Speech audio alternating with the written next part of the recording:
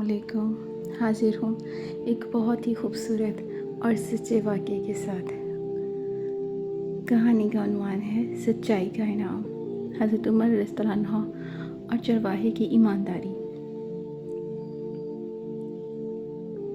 एक दिन खलीफा दो हज़रत उमर फ़ारूक रज़ियल्लाहु अन्हु मदीना के बाहर जंगल की तरफ निकले ताकि के अवाम के हालात जान सकें।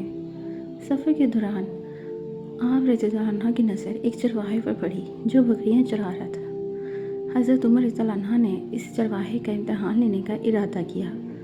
आप रज़ियल्लाहु अन्हु ने सादा कपड़ों में इससे कहा, भाई ये एक बकरी मुझे बेच दो, मैं तुम्हें पैसे दे दूँगा। चरवाहे ने जवाब दिया, ये बकरियां मेरी नहीं, मेरे मालिक की हैं, मैं बेच नहीं सकता। हज़रत उमर रज़ियल्लाहु अन्हु ने कहा, तुम्हारे मालिक को कैसे पता चलेगा? कह देना कि भेड़ मर गई या कहीं खो गई।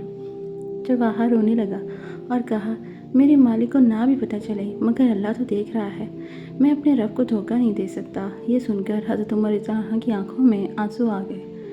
आप रज़ियल्लाहु अन्हु ने कहा, ईमानदारी का ऐसा जज्बा आज कम ही देखने को मिलता है। फिर हज़रत उमर रज़ियल्लाहु अन्हु ने चरवाहे को इसके मालिक से साथ करवाया और इसे इनाम दिया। इस कहानी से हमें सबक मिलता है, अल्लाह ताला हर वक्त हमें देख रहा है। अगर हम तन्हाई में भी सच बोलें और ईमानदारी इख्तियार करें तो अल्लाह हमें ज़रूर इसका इनाम देता है।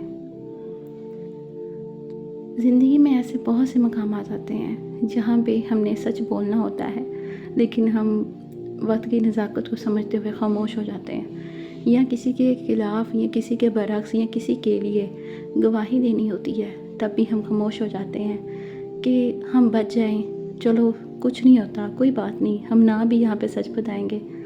लेकिन वो इंसान तो तब खामोश हो जाता है जिसके साथ बुरा होता है या बुरा किया जाता है, लेकिन अल्लाह तो हमें देख रहा है, दो फरिश्ते हमारे मालनामा लिख रहे हैं। तो कोशिश किया करें, अगर ऐसा ज़िंदगी में वाक़या हो या ऐसा कोई मामला आपकी ज़िंदगी में आए तो दूसरों के लिए आसानियाँ ही हों और दूसरों के लिए सच बोलें ईमानदारी के साथ। शुक्रिया, जज़ाकल्लाहु खैरा।